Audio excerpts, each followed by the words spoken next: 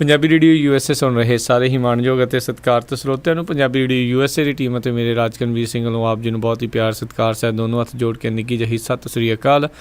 ਸਭ ਨੂੰ ਜੀ ਇਹਨੂੰ ਆਖਦੇ ਹਾਂ। ਸਰੋਤਿਓ, ਪ੍ਰੋਗਰਾਮ ਲੈ ਕੇ ਹਾਜ਼ਰ ਹੋ ਚੁੱਕੇ ਹਾਂ। ਪ੍ਰੋਗਰਾਮ ਖਬਰ ਤੇ ਨਜ਼ਰ ਪ੍ਰੋਗਰਾਮ ਦੇ ਵਿੱਚ ਤੁਹਾਡੇ ਲਈ ਅਸੀਂ ਪੇਸ਼ ਕਰਦੇ ਹਾਂ ਪੰਜਾਬ ਅਤੇ ਭਾਰਤ ਭਰ ਦੀਆਂ ਜਿਹੜੀਆਂ ਅਹਿਮ ਸੁਰਖੀਆਂ ਹੁੰਦੀਆਂ ਉਹਨਾਂ ਦੀ ਗਹਿਰਾਈ ਤੱਕ ਜਾਣ ਦੀ ਸਾਡੀ ਕੋਸ਼ਿਸ਼ ਹੁੰਦੀ ਹੈ ਉਹਨਾਂ ਖਬਰਾਂ ਦੇ ਪਿੱਛੇ। ਅਤੇ ਸਾਡੇ ਨਾਲ ਅੱਜ ਦੇ ਦਿਨ ਇਸ ਪ੍ਰੋਗਰਾਮ ਦੇ ਵਿੱਚ ਰੂਬਰੂ ਹੁੰਦੇ ਨੇ, ਸ਼ਿਰਕਤ ਕਰਦੇ ਨੇ ਪਟਿਆਲਾ ਸਟੂਡੀਓਜ਼ ਤੋਂ ਬਲਤੇਜ ਪੰਨੂ ਜੀ। ਨਿੱਘੀ ਜੀ ਆਇਆਂ ਨੂੰ ਪਿਆਰ ਭਰੀ ਸਤਿ ਸ਼੍ਰੀ ਅਕਾਲ। ਸਤਿ ਸ਼੍ਰੀ ਅਕਾਲ ਜੀ, ਧੰਨਵਾਦ ਜੀ, ਬਹੁਤ ਮਿਹਰਬਾਨੀ। ਸਾਡੇ ਅੱਜ ਦੇ ਪ੍ਰੋਗਰਾਮ ਖਬਰ ਤੇ ਨਜ਼ਰ ਉਸ ਨੂੰ ਸਪਾਂਸਰ ਕਰਦੇ ਨੇ ਖਾਲਸਾ ਇੰਸ਼ੋਰੈਂਸ ਏਜੰਸੀ ਵਾਲੇ, ਜਿਨ੍ਹਾਂ ਦੇ ਕੋਲੋਂ ਤੁਸੀਂ ਹਰ ਤਰ੍ਹਾਂ ਦੀ ਇੰਸ਼ੋਰੈਂਸ ਕਰਵਾ ਸਕਦੇ ਹੋ। ਇਹਨਾਂ ਦਾ ਫ਼ੋਨ ਨੰਬਰ 408 272 2500 4082722500।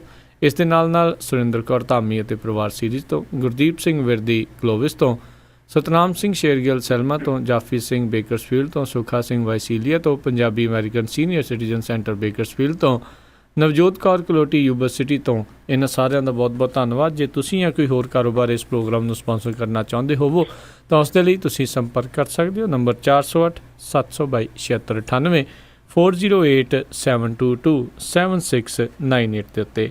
ਅਤੇ ਪੰਨੂ ਜੀ, ਗੱਲਬਾਤ ਦਾ ਸਿਲਸਿਲਾ ਸ਼ੁਰੂ ਕਰਦੇ ਹਾਂ ਜੀ। ਚੌਟਾਲਿਆਂ ਨੂੰ ਕਹਿੰਦੇ ਜੀ ਬਠਿੰਡੇ ਦੀ VIP ਜਿਹੜੀ ਹੈ ਜੀ ਸੈੱਲ ਦੇ ਵਿੱਚ ਤਬਦੀਲ ਕਰ ਦਿੱਤਾ ਜਾਵੇਗਾ। ਜਿਹੜਾ ਜੀ ਸੁਪਰੀਮ ਕੋਰਟ ਤੱਕ ਕਿਉਂਕਿ ਖੈਰ ਨਹੀਂ ਪਈ ਤੇ ਹੁਣ ਕੋਈ ਰਾਹ ਨਹੀਂ ਬਚਿਆ ਜੀ। ਤਕਰੀਬਨ ਇਹ ਕਿ 10 ਸਾਲ ਦੀ ਸਜ਼ਾ ਜਿਹੜੀ ਆ ਉਹ ਚੌਟਾਲਾ ਪਿਓ ਪੁੱਤ ਨੂੰ ਕੱਟਣੀ ਪੈਣੀ ਆ। ਤੋ ਇਸ ਕਰਕੇ ਜਿਹੜਾ ਇਹ ਕਿਹਾ ਜਾ ਰਿਹਾ ਜੀ ਕਿ ਬਠਿੰਡੇ ਦੇ ਵਿੱਚ ਜਿਹੜਾ ਚੌਟਾਲਾ ਪਰਿਵਾਰ ਆ ਜਾਂ ਓਮ ਪ੍ਰਕਾਸ਼ ਚੌਟਾਲਾ, ਜਿਹੜੇ ਪੰਜਾਬ ਦੇ ਮਸਲਿਆਂ ਦੇ ਵਾਸਤੇ ਹਮੇਸ਼ਾ ਅਗੇਂਸਟ ਰਹੇ ਨੇ ਜੀ। ਪੰਜਾਬ ਦਾ ਕੋਈ ਵੀ ਜਿਹੜਾ ਮਸਲਾ ਹੋਵੇ, ਉਹਨਾਂ ਨੇ ਐਪਲੀਕੇਸ਼ਨ ਜਿਹੜੀ ਜੀ ਇਹ ਪਾਈ ਕਿ ਉਹਨਾਂ ਨੂੰ ਬਠਿੰਡੇ ਜੇਲ੍ਹ ਦੇ ਵਿੱਚ ਹੀ ਤਬਦੀਲ ਜਿਹੜੇ ਕਰ ਦਿਓ। ਚਲੋ ਜਿਹੜਾ ਜ਼ਮਾਨਤ ਤਾਂ ਨਹੀਂ ਮਿਲਣੀ ਇਹਦੇ ਵਾਸਤੇ, ਕਿਉਂਕਿ ਤਿਹਾੜ ਜੇਲ੍ਹ ਆਉਂਦੀ ਹੈ ਜੀ ਦਿੱਲੀ ਸਰਕਾਰ ਦੇ ਅੰਡਰ। ਤੇ ਦਿੱਲੀ ਦੇ ਜਿਹੜੇ ਮੁੱਖ ਮੰਤਰੀ ਨੇ ਉਹਨਾਂ ਨੇ ਇਹਦੇ ਸਬੰਧ ਦੇ ਵਿੱਚ ਪੁੱਛਿਆ ਜੀ ਪੰਜਾਬ ਸਰਕਾਰ ਨੂੰ। ਤੇ ਤੁਹਾਨੂੰ ਪਤਾ ਹੈ ਪੰਜਾਬ ਸਰਕਾਰ ਤਾਂ ਬੈਠੀ ਹੈ ਜੀ ਅੱਖਾਂ ਵਿਛਾ ਕੇ ਕਿ ਕਦੋਂ ਚੌਟਾਲਾ ਸਾਹਿਬ ਜਿਹੜੇ ਉਹ ਆਉਣ।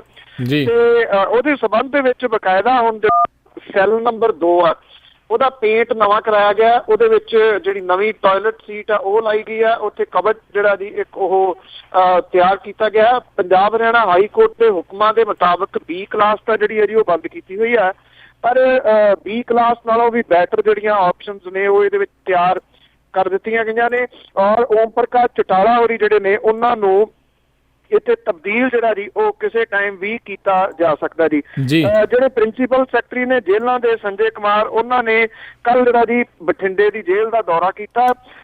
ਵੈਸੇ ਇਹ ਹੈ ਜੀ ਕਿ ਜਿਹੋ ਜੀ ਕੋਕੋ ਦੇ ਬੱਚੇ, ਉਹਨਾਂ ਨੂੰ ਪੁੱਛਿਆ ਕਿ ਇਹਦੇ ਵਾਸਤੇ ਆਏ ਉਹ ਸੈੱਲ ਤਿਆਰ ਕਰਨ ਲਈ। ਕਹਿੰਦੇ ਅੱਛਾ, ਮੈਨੂੰ ਨਹੀਂ ਪਤਾ ਵੀ ਚੌਟਾਲਾ ਸਾਹਿਬ ਇੱਥੇ ਜਿਹੜੇ ਤਬਦੀਲ ਕੀਤੇ ਜਾ ਰਹੇ ਨੇ ਜੀ। ਇਹ ਤਾਂ ਕਹਿੰਦੇ ਰੂਟੀਨ ਜਿਹੜੀ ਉਹ ਚੈਕਿੰਗ ਸੀਗੀ।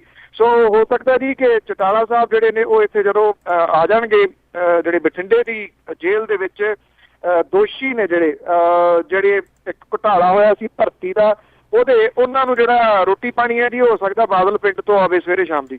ਜੀ। ਤੇ ਅਗਲੀ ਜਿਹੜੀ ਗੱਲ ਕਰਦੇ ਆ, ਭਾਰਤ ਪਾਕ ਜਿਹੜੀ ਗੱਲਬਾਤ ਆ ਉਹ ਰੱਦ ਹੋਣ ਦੇ ਆਸਾਰ। ਬਿਲਕੁਲ ਜੀ, ਦੋਨਾਂ ਮੁਲਕਾਂ ਦੇ ਵਿਚਾਲੇ ਜਿਹੜੇ ਨੈਸ਼ਨਲ ਸਿਕਿਉਰਿਟੀ ਐਡਵਾਈਜ਼ਰਸ ਨੇ ਜੀ, ਉਹਨਾਂ ਦੇ ਵਿਚਾਲੇ ਜਿਹੜੀ ਇਹ ਗੱਲਬਾਤ ਹੋਣੀ ਹੈ, ਭਲਕ ਨੂੰ ਹੋਣੀ ਹੈ। ਇਹਦੇ ਉੱਤੇ ਇਸ ਵੇਲੇ ਜਿਹੜੇ ਜੀ ਉਹ ਬੱਦਲ ਮੰਡਰਾ ਰਹੇ ਨੇ ਕਿ ਗੱਲਬਾਤ ਜਿਹੜੀ ਹੈ ਜੀ ਉਹ ਰੱਦ ਹੋ ਸਕਦੀ ਹੈ।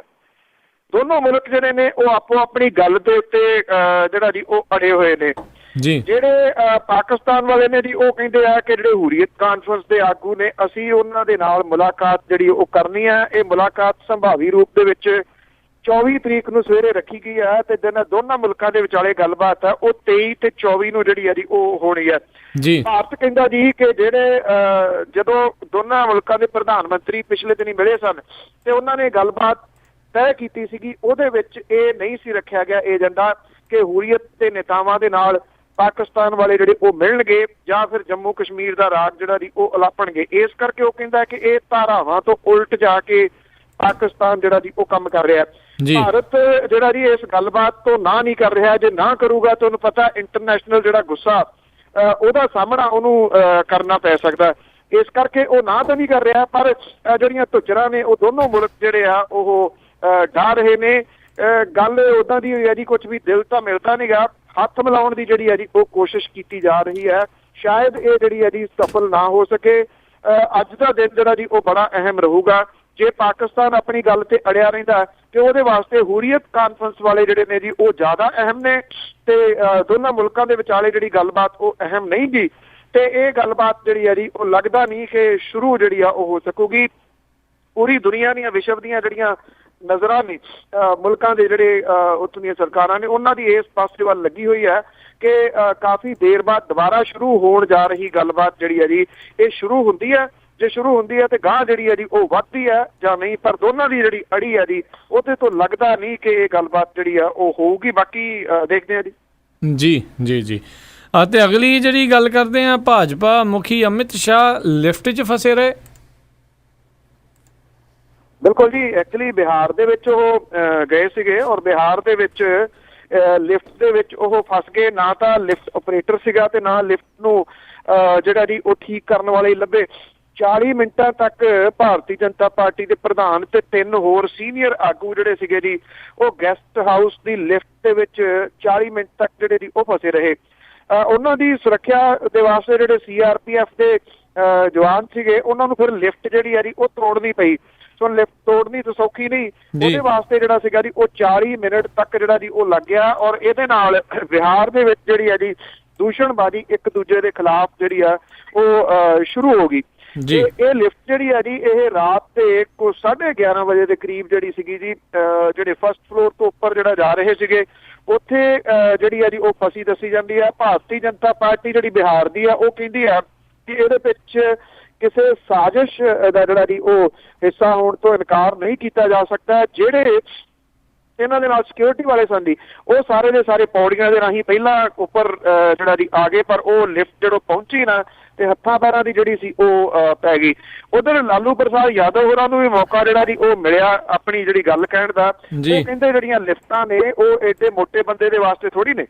ਉਹ ਔਰ ਦੂਜੀ ਗੱਲ ਉਹਨਾਂ ਨੇ ਇਹ ਕਿਹਾ ਕਿ ਇਹ ਲਿਫਟ ਦੇ ਨਾਲ ਧੱਕਾ ਆ ਕਿ ਏਡਾ ਜਿਹੜਾ ਜੀ ਭਾਰਾ ਬੰਦਾ ਲਿਫਟ ਦੇ ਵਿੱਚ ਚੜ ਜਾਵੇ, ਉਹ ਵੀ ਆਪਣੇ ਨਾਲ ਜਿਹੜਾ ਜੀ 2-3 ਜਾਣੇ ਹੋਰ ਲੈ ਕੇ।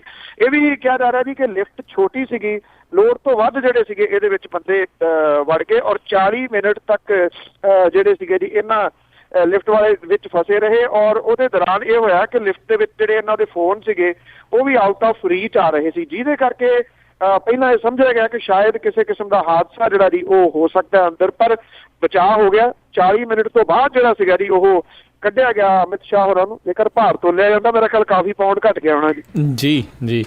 ਅਗਲੀ ਜਿਹੜੀ ਆਪਾਂ ਗੱਲ ਕਰਦੇ ਹਾਂ, ਕੈਪਟਨ ਅਮਰਿੰਦਰ ਹੁਣੀ ਉਹ ਪਹੁੰਚੇ, ਬਾਦਲ ਹੁਣਾਂ ਦੀ ਕੋਠੀ ਦਾ ਘਿਰਾਵ ਕੀਤਾ, ਜਾਂਦਿਆਂ ਨੂੰ ਦਰੀਆਂ ਵਿਛੀਆਂ ਮਿਲੀਆਂ। ਜੀ ਜਿਹੜੀਆਂ ਸੀਗਾ ਜੀ ਕਿਸਾਨੀ ਮਸਲੇ, ਕਿਸਾਨੀ ਮੰਗਾਂ, ਉਹਨੂੰ ਲੈ ਕੇ ਜਿਹੜਾ ਸੀਗਾ ਜੀ ਕੈਪਟਨ ਅਮਰਿੰਦਰ ਸਿੰਘ ਹੋਰਾਂ ਨੇ ਪ੍ਰਕਾਸ਼ ਸਿੰਘ ਬਾਦਲ ਹੋਰਾਂ ਦੀ ਕੋਠੀ ਜਿਹੜੀ ਉਹ ਘੇਰੀ। ਕਾਫੀ ਸਮੇਂ ਤੋਂ ਬਾਅਦ ਜਿਹੜੇ ਕਾਂਗਰਸੀ ਸੀ ਉਹਨਾਂ ਦੇ ਵਿੱਚ ਉਤਸ਼ਾਹ ਵੀ ਦਿਸਿਆ।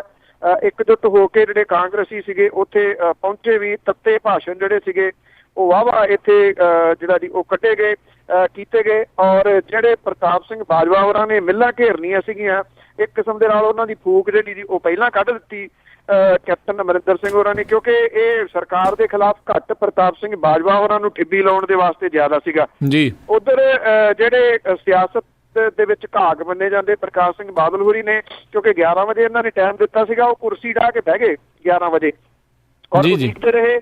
11:20 ਤੱਕ ਉਹਨਾਂ ਨੇ ਉਡੀਕਿਆ, ਕਹਿੰਦੇ ਹੁਣ ਮੇਰੀ ਅਗਲੀ ਮੀਟਿੰਗ ਆ, ਮੈਂ ਜਾਣਾ। ਉਹ ਲੇਟ ਹੋ ਗਏ ਤਾਂ 11:25 ਦੇ ਕਰੀਬ ਜਿਹੜੇ ਕਾਂਗਰਸੀ ਸੀ ਇਹ ਧਰਨਾ ਦੇਣ ਦੇ ਵਾਸਤੇ ਉੱਥੇ ਪਹੁੰਚੇ। ਜਿਹੜਾ ਪ੍ਰਕਾਸ਼ ਸਿੰਘ ਬਾਦਲ ਹੋਰੀ ਦਰੀਆਂ ਤੇ ਚਾਹ ਦਾ ਇੰਤਜ਼ਾਮ ਕਰਕੇ ਗਏ, ਨਾ ਦਰੀਆਂ ਉਹ ਵਰਤੀਆਂ ਕਪਤਾਨ ਹੋਰਾਂ ਨੇ ਤੇ ਨਾ ਚਾਹ ਪੀਤੀ। ਇਹ ਕਿਹਾ ਕਿ ਅਸੀਂ ਤਾਂ ਮੰਗਾਂ ਜਿਹੜੀਆਂ ਉਭਾਰਨ ਆਏ ਆ, ਇੱਥੇ ਕੋਈ ਚਾਹ ਪੀਣ ਨਹੀਂ ਆਏ। ਇਹਦੇ ਨਾਲ ਇੱਕ ਜਿਹੜੀ ਗੱਲ ਨਾ ਦੀ ਉਹ ਹੋਰ ਸਾਹਮਣੇ ਉਭਰੀ ਵੀ ਜਦੋਂ ਜਿਹੜੇ ਇੱਥੇ ਬੇਰੁਜ਼ਗਾਰ ਨੇ ਜਾਂ ਜਿਹੜੇ ਦੂਜੇ ਆਂਗਨਵਾੜੀ ਹੋਏ ਉਹ ਜੇ ਰੋਸ ਮੁਜ਼ਾਹਰਾ ਕਰਦੇ ਨੇ, ਉਹਨਾਂ ਲਈ ਡਾਂਗਾ ਨੇ, ਉਹਨਾਂ ਦੀਆਂ ਪੱਗਾਂ ਜਿਹੜੀਆਂ ਉਹ ਲਾ ਲਈਆਂ ਜਾਂਦੀਆਂ ਨੇ, ਉਹਨਾਂ ਦੇ ਮੂੰਹ ਬੰਦ ਕੀਤੇ ਜਾਂਦੇ ਨੇ, ਉਹਨਾਂ ਨੂੰ ਲਹੂ ਲੁਹਾਨ ਕੀਤਾ ਜਾਂਦਾ ਜੀ।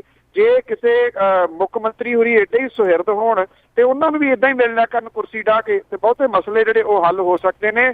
ਇਹ ਸਿਆਸਤ ਹੈ ਜੀ, ਦੋ ਮੂੰਹੇ ਇਹ ਲੋਕ ਨੇ ਜੀ। ਇੱਕ ਪਾਸੇ ਤਾਂ ਕਹਿੰਦੇ ਜੀ ਮੈਂ ਇੰਤਜ਼ਾਰ ਕਰਦਾ ਜਿਹੜਾ ਧਰਨਾ ਦੇਣ ਵਾਲਿਆਂ ਦਾ, ਦੂਜੇ ਪਾਸੇ ਧਰਨਿਆਂ ਵਾਲੇ ਕੁੱਟੇ ਕਿਉਂ ਜਾ ਰਹੇ ਆ। ਜੀ ਜੀ ਬਿਲਕੁਲ ਬਿਲਕੁਲ। ਤੇ ਅਗਲੀ ਜਿਹੜੀ ਆਪਾਂ ਗੱਲ ਕਰਦੇ ਹਾਂ, ਅੰਨਾ ਹਜ਼ਾਰਾ ਹੁਣਾਂ ਨੇ ਜਿਹੜੀ ਜੈਡ ਸਿਕਿਉਰਿਟੀ ਲੈਣ ਤੋਂ ਮਨਾ ਕੀਤਾ।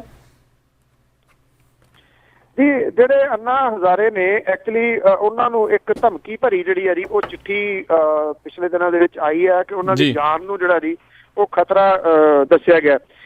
ਪ੍ਰਸਿੱਧ ਸਮਾਜ ਸੇਵੀ ਅੰਨਾ ਹਜ਼ਾਰੇ ਜਿਹੜੇ ਕਿ ਮਹਾਰਾਸ਼ਟਰ ਦੇ ਵਿੱਚ ਰਾਲੇਗੰਜ ਸਿੱਧੀ ਦੇ ਵਿੱਚ ਜਿਹੜਾ ਜੀ ਉਹ ਰਹਿੰਦੇ ਨੇ, ਉੱਥੇ ਜਿਹੜੀ ਹੈ ਜੀ ਉਹਨਾਂ ਨੂੰ ਜ਼ੈਡ ਸਿਕਿਉਰਿਟੀ ਜਿਹੜੀ ਆ ਉਹ ਦੇਣ ਦੀ ਗੱਲ ਸੈਂਟਰ ਦੀ ਸਰਕਾਰ ਨੇ ਜਿਹੜੀ ਹੈ ਜੀ ਉਹ ਕਹੀ, ਮਹਾਰਾਸ਼ਟਰ ਦੀ ਸਰਕਾਰ ਨੇ, ਮਾਫ ਕਰਨਾ, ਔਰ ਉਹਨਾਂ ਨੇ ਨਾ ਜਿਹੜੀ ਹੈ ਜੀ ਉਹ ਕਰ ਦਿੱਤੀ ਹੈ।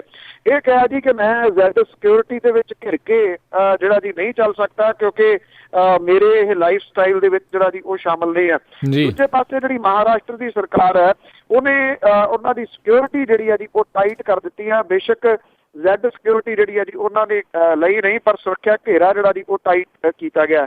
ਹੁਣ ਇਹ ਨਹੀਂ ਪਤਾ ਜੀ ਕਿ ਜਿਹੜੀ ਇਹ ਚਿੱਠੀ ਲਿਖੀ ਹੈ ਕਿਸੇ ਸ਼ਰਾਰਤੀ ਅਨਸਰ ਦੇ ਵੱਲੋਂ ਹੈ ਜਾਂ ਫਿਰ ਕਿਸੇ ਜਿਹੜੀ ਅੱਤਵਾਦੀ ਜਥੇਬੰਦੀ ਹੈ ਜੀ ਉਹਨੇ ਕੋਈ ਜਿਹੜਾ ਜੀ ਅੰਨਾ ਹਜ਼ਾਰੇ ਹੋਰਾਂ ਨੂੰ ਚਿੱਠੀ ਲਿਖੀ ਹੈ। ਵੈਸੇ ਇਹ ਹੋ ਸਕਦਾ ਜੀ ਕਿ ਅੰਨਾ ਹਜ਼ਾਰੇ ਹੋਰਾਂ ਦੇ ਵਾਸਤੇ ਜੇ ਕੋਈ ਇੱਦਾਂ ਦਾ ਨੁਕਸਾਨ ਦੀ ਹੁੰਦੀ ਤਾਂ ਉਹ ਸਿਰਫ ਅਫਰਾ ਤਫਰੀ ਦੇ ਵਾਸਤੇ ਹੋ ਸਕਦੀ ਹੈ, ਅਦਰਵਾਈਜ਼ ਉਹਨਾਂ ਦੀ ਦੁਸ਼ਮਣੀ ਜਿਹੜੀ ਹੈ ਜੀ ਉਹ ਤਾਂ ਨਹੀਂ ਕਿਹਾ ਜਾ ਸਕਦਾ ਕਿ ਕਿਸੇ ਦੇ ਨਾਲ ਜਿਹੜੀ ਹੈਗੀ ਹੈ, ਕਿਉਂਕਿ ਅੰਨਾ ਹਜ਼ਾਰੇ ਹੋਰੀ ਜਿਹੜੇ ਨੇ ਜੀ ਚਾਹੇ ਇਹਨਾਂ ਦਿਨਾਂ ਦੇ ਵਿੱਚ ਉਹ ਚੁੱਪ ਨੇ, ਮੁੜ ਕੇ ਉਹਨਾਂ ਨੂੰ ਉਹੋ ਜੀ ਜਿਹੜੀ ਹੈ ਜੀ ਜਿਹੜੀ ਪ੍ਰਸਿੱਧੀ ਨਹੀਂ ਮਿਲੀ ਜਿਹੜੀ ਉਹਨਾਂ ਨੇ ਭੁੱਖ ਹੜਤਾਲ ਕੀਤੀ ਸੀ, ਪਰ ਸਟਿਲ ਉਹਨਾਂ ਦੇ ਵੱਲੋਂ ਉਠਾਏ ਸਵਾਲਾਂ ਦੀ ਵਜ੍ਹਾ ਕਰਕੇ ਅੱਜ ਵੀ ਉਹ ਇੱਕ ਰਿਸਪੈਕਟਡ ਹਸਤੀ ਨੇ ਔਰ ਲੋਕਾਂ ਦੇ ਦਿਲਾਂ ਦੇ ਵਿੱਚ ਉਹਨਾਂ ਦੀ ਇੱਜ਼ਤ ਤਾਂ ਹੈਗੀ ਹੈ ਜੀ। ਜੀ ਜੀ ਜੀ। ਅਤੇ ਅਗਲੀ ਗੱਲ ਕਰਦੇ ਹਾਂ, ਦੀਨਾਨਗਰ ਕਾਂਡ ਦੇ ਵਿੱਚ ਅੱਤਵਾਦੀਆਂ ਦੇ ਹੱਥੋਂ ਬਚੇ ਇੱਕ ਬੰਦੇ ਆ, ਉਹ ਹੁਣ ਕਹਿੰਦੇ ਆ ਜੀ ਲਾਚਾਰ ਨਜ਼ਰ ਆ ਰਿਹਾ, ਉਸ ਦੀ ਬਾਂਹ ਵੱਢਣੀ ਪਈ। ਕਮਲਜੀਤ ਮਠਾਰੂ ਹੈ ਜੀ ਇਹ ਬੰਦਾ, ਔਰ ਇਹ ਉਹ ਬੰਦਾ ਜੀ ਜਿਹੜੀ ਕਾਰ ਸੀਗੀ ਜਿਹੜੀ ਅੱਤਵਾਦੀਆਂ ਨੇ ਵਰਤੀ, ਉਹ ਇਹਦੇ ਕੋਲੋਂ ਕਾਰ ਜਿਹੜੀ ਉਹ ਖੋਈ ਸੀਗੀ ਜੀ।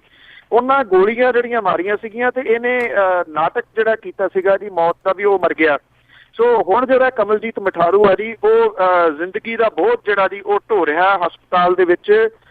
ਡਾਕਟਰਾਂ ਨੇ 3 ਹਫ਼ਤਿਆਂ ਦੇ ਇਲਾਜ ਤੋਂ ਬਾਅਦ ਜੀ ਉਹਦਾ ਇੱਕ ਹੱਥ ਜਿਹੜਾ ਉਹ ਕੂਹਣੀ ਤੱਕ ਕੱਟ ਦਿੱਤਾ, ਔਰ ਹੱਥ ਕੱਟੇ ਜਾਣ ਦਾ ਦੁੱਖ, ਭਵਿੱਖ ਦੀ ਚਿੰਤਾ ਜਿਹੜੀ ਹੈ ਜੀ ਉਹ ਉਹਨੂੰ ਅੰਦਰੋਂ ਅੰਦਰੀ ਜਿਹੜੀ ਹੈ ਜੀ ਉਹ ਖਾ ਰਹੀ ਆ। ਉਹਦੀ ਇੱਕ ਜਿਹੜੀ ਉਹਦੀ ਪਤਨੀ ਹੈ ਉਹ ਉਹਦੀ ਸੇਵਾ ਕਰ ਰਹੀ ਆ, ਉਹਦੀ ਜਿਹੜੀ ਬੱਚੀ ਆ ਉਹ ਮੰਦਬੁੱਧੀ ਹੈ ਜੀ, ਔਰ ਇੱਕ ਜਿਹੜੀ ਬੇਟੀ ਆ ਉਹਦੀ ਉਹ ਪ੍ਰਾਈਵੇਟ ਚੰਡੀਗੜ੍ਹ ਦੇ ਵਿੱਚ ਜਿਹੜੀ ਆ ਉਹ ਨੌਕਰੀ ਕਰਦੀ ਆ।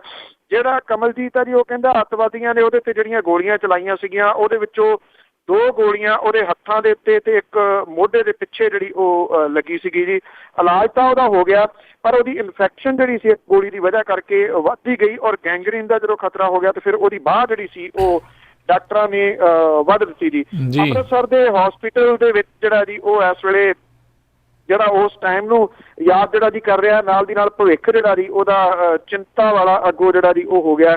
ਉਹਨੇ ਕਿਹਾ ਕਿ ਮੁੱਖ ਮੰਤਰੀ ਦੇ ਵੱਲੋਂ ਜਿਹੜਾ 3 ਲੱਖ ਰੁਪਏ ਦਾ ਚੈੱਕ ਤਾਂ ਜਿਹੜਾ ਦਿੱਤਾ ਗਿਆ, ਪਰ ਇਹਦੇ ਨਾਲ ਜ਼ਿੰਦਗੀ ਭਰ ਜਿਹੜਾ ਜੀ ਉਹ ਗੁਜ਼ਾਰਾ ਨਹੀਂ ਹੋ ਸਕਦਾ, ਕਿਉਂਕਿ ਹੁਣ ਉਹਦੀ ਬਾਂਹ ਜਿਹੜੀ ਹੈ ਜੀ ਉਹ ਨਹੀਂ ਰਹੀ ਜੀ। ਉਹਦਾ ਹੋਟਲ ਦਾ ਕਾਰੋਬਾਰ ਜਿਹੜਾ ਜੀ ਉਹ ਵੀ ਠੱਪ ਹੋ ਗਿਆ, ਔਰ ਉਹਨੇ ਇਹ ਵੀ ਕਿਹਾ ਜੀ ਕਿ ਉਹਦੀ ਧੀ ਕੋਲੇ ਕੋਈ ਨੌਕਰੀ ਜਿਹੜੀ ਹੈ ਜੀ ਉਹ ਨਹੀਂ ਹੈਗੀ। ਜਦੋਂ ਕੋਈ ਅੱਤਵਾਦੀ ਕਿਤੇ ਹਮਲਾ ਹੁੰਦਾ, ਗੋਲੀ ਜਿਹੜੀ ਹੈ ਜੀ ਉਹ ਚੱਲਦੀ ਹੈ, ਜਿਹੜੇ ਉਸ ਤੋਂ ਬਾਅਦ ਲੋਕ ਜਿਹੜੇ ਪੀੜਤ ਹੁੰਦੇ ਨੇ, ਚਾਹੇ ਜਿਨ੍ਹਾਂ ਦਾ ਕੋਈ ਮਾਰਿਆ ਜਾਂਦਾ ਉਹਦਾ ਪਰਿਵਾਰ ਜਾਂ ਫਿਰ ਜਿਹੜੇ ਜ਼ਖਮੀ ਹੁੰਦੇ ਨੇ, ਉਹਨਾਂ ਦੀ ਅਕਸਰ ਜਿਹੜੀ ਹੈ ਜੀ ਕੋਈ ਸਾਰ ਮੁੜ ਕੇ ਜਿਹੜਾ ਜੀ ਉਹ ਨਹੀਂ ਲੈਂਦਾ। ਉਹਨਾਂ ਨੂੰ ਪਤਾ ਜੀ ਕਿ ਕਿੰਨੀ ਮੁਸ਼ਕਲ ਦੇ ਵਿੱਚ ਜ਼ਿੰਦਗੀ ਮੁੜ ਕੇ ਉਹ ਕੱਢਦੇ ਨੇ। ਜੀ ਜੀ ਜੀ। ਅਤੇ ਅਗਲੀ ਜਿਹੜੀ ਆਪਾਂ ਗੱਲ ਕਰਦੇ ਹਾਂ ਵੀ ਚੋਣਾਂ ਦੇ ਲਈ ਜਿਹੜੀ ਇੱਕ ਵਿੱਦਿਅਕ ਜਿਹੜਾ ਵੀ ਘੱਟੋ ਘੱਟ ਇੰਨੀ ਵਿੱਦਿਆ ਹੋਣੀ ਚਾਹੀਦੀ ਆ, ਉਸ ਦੇ ਉੱਤੇ ਰੋਕ ਲਾ ਦਿੱਤੀ ਗਈ ਹੈ, ਹੁਣ ਸ਼ਾਇਦ ਉਹ ਜ਼ਰੂਰੀ ਨਹੀਂ ਰਹੇਗੀ।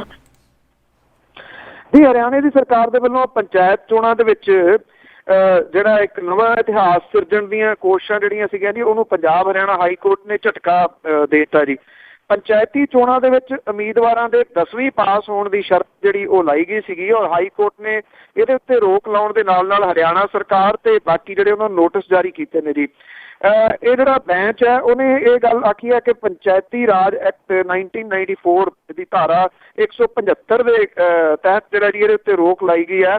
28 ਅਗਸਤ ਨੂੰ ਇਹਦੀ ਅਗਲੀ ਸੁਣਵਾਈ ਜਿਹੜੀ ਉਹ ਹੋਊਗੀ। ਹਰਿਆਣੇ ਦੀ ਸਰਕਾਰ ਨੇ 10 ਦਿਨ ਪਹਿਲਾਂ ਹਰਿਆਣਾ ਪੰਚਾਇਤੀ ਰਾਜ ਐਕਟ 1994 ਦੇ ਵਿੱਚ ਸੋਧ ਕਰਕੇ ਪੰਚਾਇਤੀ ਚੋਣਾਂ ਲੜਨ ਵਾਲੇ ਉਮੀਦਵਾਰਾਂ ਦੇ ਵਾਸਤੇ 10ਵੀਂ ਪਾਸ ਤੇ ਉਹਨਾਂ ਦੇ ਘਰਾਂ ਦੇ ਵਿੱਚ ਜਿਹੜੀ ਹੈ ਜੀ ਉਹ ਟਾਇਲਟ ਹੋਣ ਦੀ ਲਾਜ਼ਮੀ ਸ਼ਰਤ ਜਿਹੜੀ ਉਹ ਰੱਖੀ ਸੀਗੀ। ਔਰ ਸਰਕਾਰ ਦੇ ਇਸ ਫੈਸਲੇ ਦੇ ਖਿਲਾਫ ਇੱਕ ਪਟੀਸ਼ਨ ਜਿਹੜੀ ਉਹ ਦਾਖਲ ਹੋਈ ਔਰ ਇਸ ਪਟੀਸ਼ਨ ਦੇ ਉੱਤੇ ਜਿਹੜਾ ਜੀ ਉਹ ਫੈਸਲਾ ਜਿਹੜਾ ਜੀ ਉਹ ਦਿੱਤਾ ਗਿਆ ਕਿ ਜਿਹੜਾ ਇਸ ਤਰ੍ਹਾਂ ਨਹੀਂ ਜਿਹੜਾ ਜੀ ਹੋ ਸਕਦਾ। ਵਕੀਲ ਨੇ ਕਿਹਾ ਕਿ ਸਰਕਾਰ ਨੇ ਇਸ ਸੰਬੰਧੀ ਸਰਵੇਖਣ ਕਰਾਉਣ ਦੀ ਲੋੜ ਵੀ ਨਹੀਂ ਸਮਝੀ ਕਿ ਕਿੰਨੇ ਆਬਾਦੀ ਜਿਹੜੀ 10ਵੀਂ ਜਾਂ 8ਵੀਂ ਜਿਹੜੀ ਆ ਉਹ ਪਾਸ ਹੈ। ਉਹਨਾਂ ਕਿਹਾ ਕਿ ਵਿਦਿਅਕ ਯੋਗਤਾ ਜਿਹੜੀ ਹੈ ਜੀ ਉਹਦੀ ਰਿਸਟ੍ਰਿਕਸ਼ਨ ਜਿਹੜੀ ਲਾਉਣੀ ਕਿਸੇ ਵੀ ਤਰੀਕੇ ਦੇ ਨਾਲ ਜਾਇਜ਼ ਜਿਹੜੀ ਹੈ ਜੀ ਉਹ ਨਹੀਂ ਹੈ। ਉਧਰ ਗੁਜਰਾਤ ਹਾਈ ਕੋਰਟ ਨੇ ਜਿਹੜੀਆਂ ਸ਼ਹਿਰੀ ਸੰਸਥਾਵਾਂ ਦੀਆਂ ਚੋਣਾਂ ਦੇ ਵਿੱਚ ਵੋਟਾਂ ਪਾਉਣ ਦੇ ਅਮਲ ਨੂੰ ਜਿਹੜਾ ਲਾਜ਼ਮੀ ਕਰਾਰ ਦੇਣ ਦੇ ਨਿਯਮ ਦੇ ਉੱਤੇ ਜਿਹੜੀ ਹੈ ਜੀ ਉਹ ਰੋਕ ਲਾਈ ਹੈ। ਉਹਨਾਂ ਨੇ ਇਹ ਕਿਹਾ ਕਿ ਇਸ ਤਰ੍ਹਾਂ ਜਿਹੜਾ ਜੀ ਧੱਕੇ ਦੇ ਨਾਲ ਵੋਟ ਜਿਹੜੀ ਹੈ ਜੀ ਉਹ ਨਹੀਂ ਪਵਾਈ ਜਾ ਸਕਦੀ। ਜਿਹੜੀਆਂ ਗੁਜਰਾਤ ਸਰਕਾਰ ਨੇ ਰਜਿਸਟਰ ਵੋਟਰ ਵੱਲੋਂ ਜਿਹੜੀਆਂ ਲੋਕਲ ਚੋਣਾਂ ਹੁੰਦੀਆਂ ਨੇ ਉਹਦੇ ਵਿੱਚ ਬਿਨਾਂ ਕਾਰਨ ਦੱਸਿਆ ਗੈਰ ਹਾਜ਼ਰ ਰਹਿਣ ਵਾਲੇ ਵਿਅਕਤੀ ਨੂੰ 100 ਰੁਪਏ ਜੁਰਮਾਨਾ ਕਰਨ ਦਾ ਐਲਾਨ ਕੀਤਾ ਸੀਗਾ। ਸੋ ਇਹਦੇ ਉੱਤੇ ਵੀ ਜਿਹੜੀ ਹੈ ਜੀ ਉਹ ਰੋਕ ਲੱਗੀ ਹੈ। ਅਕਸਰ ਆਪਾਂ ਅਦਾਲਤ ਦੇ ਜਿਹੜੇ ਫੈਸਲੇ ਨੇ ਉਹਨਾਂ ਦੇ ਉੱਤੇ ਜਿਹੜੇ ਇਹ ਕਹਿੰਦੇ ਕਿ ਉਹ ਬਹੁਤ ਵਧੀਆ ਨੇ, ਨਿਰਸਨ ਦੇ ਬਹੁਤ ਵਧੀਆ ਫੈਸਲੇ ਹੁੰਦੇ ਵੀ ਨੇ। ਕੱਲ ਤਰਨਤਾਰਨ ਨਾਲ ਵੀ ਆਪਾਂ ਗੱਲ ਕੀਤੀ ਸੀ 60 ਸਾਲ ਦੀ ਸਜ਼ਾ। ਪਰ ਕਈ ਵਾਰੀ ਇਹ ਵੀ ਹੈ ਜੀ ਕਿ ਇਸ ਤਰ੍ਹਾਂ ਦੀਆਂ ਜਿਹੜੀਆਂ ਪਟੀਸ਼ਨਸ ਨੇ ਜਿਹੜੇ ਕੁਝ ਸੁਧਾਰ ਹੋਣੇ ਹੁੰਦੇ ਨੇ ਉਹਦੇ ਉੱਤੇ ਵੀ ਜਿਹੜਾ ਜੀ ਉਹ ਰੋਕ ਲਾ ਦਿੱਤੀ ਹੈ। ਜੀ ਬਿਲਕੁਲ। ਤੇ ਅਗਲੀ ਗੱਲ ਕਰਦੇ ਹਾਂ, ਗੰਢਿਆਂ ਦੇ ਪਿਆਜ਼ਾਂ ਦੇ ਭਾਅ ਨੇ ਲੋਕਾਂ ਦੀਆਂ ਅੱਖਾਂ 'ਚ ਅਥਰੂ ਲਿਆਂਦੇ।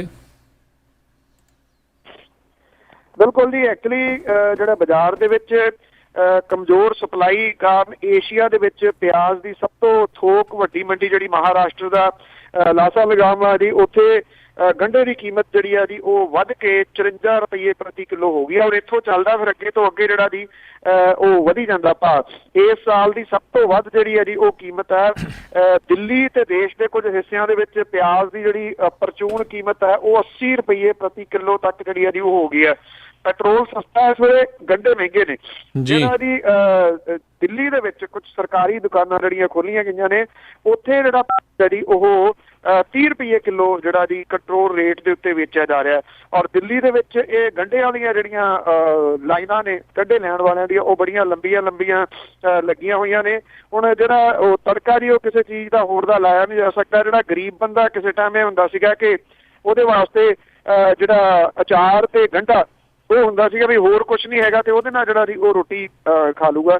ਪਰ ਜਿਹੜਾ ਗੰਢੇ ਦੀ ਕੀਮਤ ਹੈ ਇੰਨੀ ਹੋਣ ਕਰਕੇ ਹੁਣ ਜਿਹੜਾ ਜੀ ਗਰੀਬ ਆਦਮੀ ਆ ਉਹਦੇ ਵਾਸਤੇ ਗੰਢਾ ਵੀ ਜਿਹੜਾ ਜੀ ਉਹ ਬਹੁਤ ਦੂਰ ਦੀ ਗੱਲ ਜਿਹੜੀ ਆ ਉਹ ਹੋ ਗਈ ਆ। ਜਦੋਂ ਸੁਆਣੀਆਂ ਪਿਆਜ਼ ਜਿਹੜਾ ਉਹ ਕੱਟਦੀਆਂ ਨੇ ਤਾਂ ਜਿਹੜਾ ਉਹਦੀ ਕੜਤਣ ਦੇ ਨਾਲ ਜਿਹੜਾ ਜੀ ਉਹ ਅੱਖਾਂ ਦੇ ਵਿੱਚੋਂ ਪਾਣੀ ਨਿਕਲਦਾ। ਪਰ ਹੁਣ ਜਿਹੜਾ ਖਰੀਦਣ ਲੱਗਿਆ ਉਹ ਜੇਬ ਦੇ ਉੱਤੇ ਪੈ ਰਿਹਾ ਜਿਹੜਾ ਬੋਝ ਹੈ ਉਹਦੀ ਵਜ੍ਹਾ ਕਰਕੇ ਲੋਕਾਂ ਦਾ ਪਾਣੀ ਜਿਹੜਾ ਜੀ ਉਹ ਮੰਡੀਆਂ ਦੇ ਵਿੱਚ ਤੇ ਰੇਹੜੀਆਂ ਦੇ ਉੱਤੇ ਜਿਹੜਾ ਜੀ ਉਹ ਨਿਕਲ ਜਾਂਦਾ ਵੀ ਇੰਨੀ ਕੀਮਤ ਪਿਆਜ਼ ਦੀ 75 ਰੁਪਏ ਕਿਲੋ 70 ਰੁਪਏ ਕਿਲੋ ਪੰਜਾਬ ਦੇ ਵਿੱਚ ਔਰ ਦਿੱਲੀ ਦੇ ਵਿੱਚ ਖੁੱਲਾ ਪਿਆਜ਼ ਜਿਹੜਾ ਜੀ ਉਹ 80 ਰੁਪਏ ਕਿਲੋ ਵਿਕ ਰਿਹਾ ਇਸ। ਜੀ। ਤੇ ਅਗਲੀ ਗੱਲ ਕਰਦੇ ਹਾਂ, ਦੀਨਾਨਗਰ ਥਾਣੇ ਨੂੰ ਜਿੱਥੇ ਉਹ ਅੱਤਵਾਦੀ ਹਮਲਾ ਹੋਇਆ ਸੀ ਉਸ ਨੂੰ ਮੰਤਰਾਂ ਦੇ ਨਾਲ ਸ਼ੁੱਧ ਕੀਤਾ ਗਿਆ। ਬਿਲਕੁਲ ਜੀ, ਐਕਚੁਅਲੀ ਮੰਤਰ ਪਹਿਲਾਂ ਪੜ੍ਹ ਲਏ ਜਾਂਦੇ ਤੇ ਸ਼ਾਇਦ ਇਹ ਹੁੰਦਾ ਨਾ ਹਾਦਸਾ। ਪੁਲਿਸ ਥਾਣਾ ਦੀਨਾਨਗਰ ਦੇ ਵਿੱਚ ਜਿਹੜਾ ਜੀ ਇਹ ਅੱਤਵਾਦੀ ਹਮਲਾ ਹੋਇਆ ਸੀਗਾ ਇਹਦੇ ਵਿੱਚ ਜਿਹੜੇ ਪਾਕਿਸਤਾਨੀ ਅੱਤਵਾਦੀ ਘਟਨਾ ਦੇ ਪਿੱਛੋਂ ਅਪਵਿੱਤਰ ਹੋਏ ਥਾਣੇ ਨੂੰ ਸ਼ੁੱਧ ਕਰਨ ਤੇ ਵਰਿੰਦਾਵਨ ਤੋਂ 1 ਦਰਜਨ ਦੇ ਕਰੀਬ ਜਿਹੜੇ ਜੀ ਸਪੈਸ਼ਲਿਸਟ ਜਿਹੜੇ ਪੰਡਤ ਨੇ ਉਹ ਮੌਕੇ ਦੇ ਉੱਤੇ ਪੁੱਜੇ। ਉਹਨਾਂ ਨੇ ਮੰਤਰਾਂ ਦੇ ਜਿਹੜੇ ਉਹ ਕੀਤੇ। ਪੁਲਿਸ ਥਾਣੇ ਤੇ SHO ਤੇ ਦਫ਼ਤਰ ਨੂੰ ਜਿਹੜਾ ਜੀ ਉਹ ਸ਼ੁੱਧ ਕੀਤਾ ਗਿਆ। ਜਿਹੜਾ ਜੀ ਇਹ ਇੱਕ ਸਵਾਲ ਜਿਹੜਾ ਜ਼ਰੂਰ ਬਣਿਆ ਹੋਇਆ ਹੈ ਕਿ ਇਹ ਜਿਹੜਾ ਜੀ ਕਿਹਦੇ ਦੇ ਉੱਤੇ ਕੀਤਾ ਗਿਆ, ਕੀ ਜਿਹੜੀ ਹੈ ਜੀ ਸਰਕਾਰੀ ਤੌਰ ਦੇ ਉੱਤੇ ਕੀਤਾ ਗਿਆ ਜਾਂ ਇਹ ਹੈ ਜੀ ਜਿਹੜੇ ਉੱਥੇ ਥਾਣੇ ਦੇ ਵਿੱਚ ਥਾਣੇਦਾਰ ਨੇ ਉਹਨਾਂ ਦੀ ਵਜ੍ਹਾ ਕਰਕੇ ਜਿਹੜਾ ਜੀ ਉਹ ਕੀਤਾ ਗਿਆ।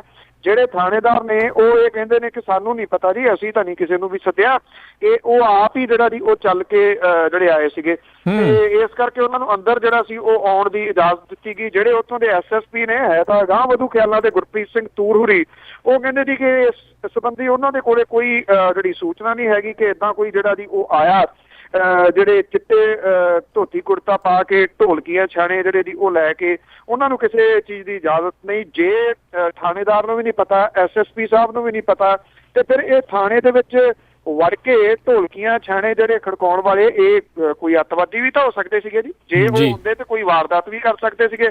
ਤਾਂ ਥਾਣੇਦਾਰਾਂ ਨੂੰ ਤੇ ਪੁਲਿਸ ਦੇ ਸੀਨੀਅਰ ਅਫਸਰਾਂ ਨੂੰ ਇਹਦੇ ਬਾਰੇ ਪਤਾ ਹੀ ਨਹੀਂਗਾ ਜੀ ਕਿ ਕੌਣ ਇੱਥੇ ਆਇਆ ਤੇ ਕੌਣ ਉਹਨਾਂ ਦਾ ਥਾਣਾ ਸ਼ੁੱਧ ਕਰਕੇ ਚਲੇ ਗਿਆ।